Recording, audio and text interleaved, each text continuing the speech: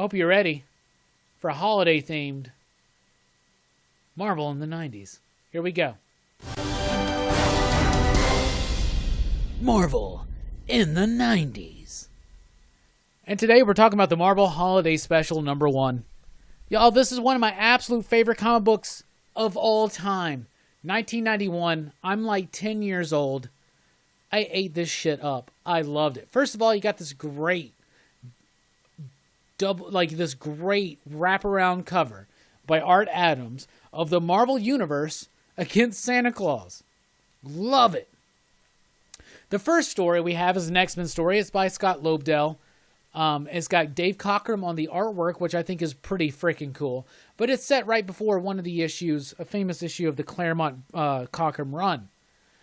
In it, the X-Men confront the Brotherhood of Mutants because they find out there's a new mutant.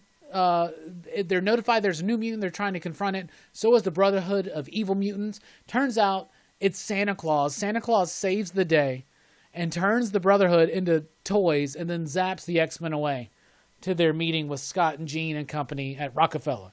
So there you go.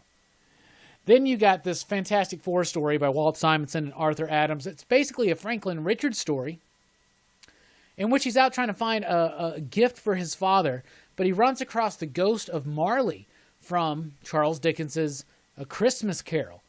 And he's locked up and he's about to fade away from existence. Franklin feels bad. He meets this woman. She says, this is a key that can open anything, but it will cost everything you have. So he gives up his last 50 cents, which he was going to use to buy his dad a gift. And he also has to give up a Christmas bulb that his mom bought him. And he winds up getting the key and freeing Marley. And that's pretty freaking cool. And then, a nice little wrap-up, a nice little Fantastic Four tale. Then we go to a Punisher story. This one's pretty cool. You got Stephen Grant, you got Klaus Janson on the artwork, but you got these homeless people under this bridge, and it's rough. It's Halloween. It's sad. It's rough times. Punisher's hidden amongst them. There's some kind of drug or arms deal going on. He saves the day, blows them up, kills them all, and then all their money falls to these homeless people, these struggling people. And he says, "Let them have it. What do I care? Christmas comes when it comes." Really dark. There's a Thor story by Tom DeFalco and the great legend Sal Buscema. It's all right. It's about this dude named Sigurd who's coming home to his Norse village with food for the midwinter feast. Meanwhile, in Asgard, this troll shows up and says, "I'm flinging an asteroid to Earth." Thor confronts it, destroys the asteroid. It becomes this beacon of light that causes Sigurd to be able to find his way home. And then we have Santa Claus show up. Okay, that's cool. Then we got this Captain America story. Really cool because it's got Ron Lim doing the artwork. Really like it. But in this story, Steve Rogers is volunteering at a veteran center, giving out food during Christmas, and he winds up meeting Bucky's sister. So then he goes to Bucky's sister's house while he is as Captain America, and he tells her that her long-lost brother was in fact Bucky, gives her a piece of his uniform. She then forces him to have Christmas dinner with the family. It's a nice little touch. This is by far my favorite story in the entire book.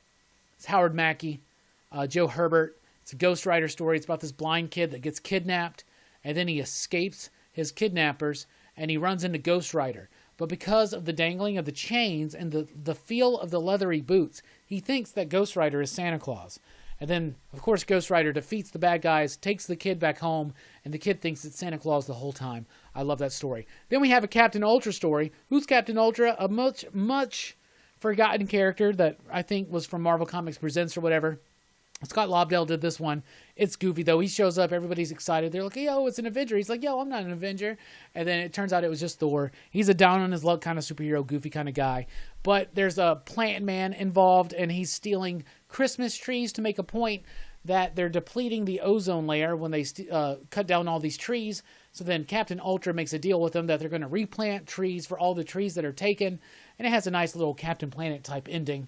And then the final story is a Spider-Man story with artwork by Ron Garney, Danny Fingeroth on the story. So J. Jonah Jameson is hosting this special event for children in this hospital. Spider-Man shows up. And then, of course, they have a problem. The kids want Spider-Man to stay. They're like, yo, Spider-Man saved my life. J. Jonah's like, no. And then all of a sudden, people are trying to rob this hospital for some reason. Spider-Man saves the day. And then he spends a little bit of time with the kids. And then he leaves. And then the kids are like, yo, J. Jonah Jameson, why don't you let Spider-Man just have a break? He's like, I will. At least until next year. But anyway, the Marvel Holiday Special. Really, really like this one. Love this book. So here's my original copy of it from when I was a kid. It is beat to hell. Very well read.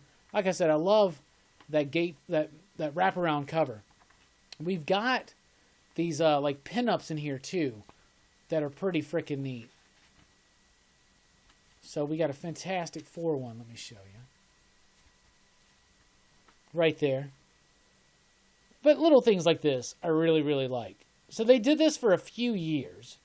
I have the 1993 one behind me. This came out in 1991.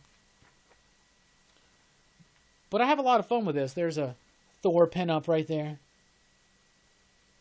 But it's nice that they're all Christmas themed. There's a really great Punisher pinup that I love. Like he's guarding the chimney full of gifts. There's a Captain America one that's cool because it's got Diamondback. Where's that one? Yeah, right there. With the Captain America shield at the top of the tree. But yeah, I like it. I think it's super, super cool. Herminio says, I wish I still had my original copy. I do. I'm fortunate enough to still have it. If you're not, though, this is a very easy issue to find. I have a lot of fun with this. They did summer specials, winter specials, holiday specials. But this was the first, and this was so much fun. And I still love this, and I'm glad to cover it for this holiday edition of Marvel in the 90s.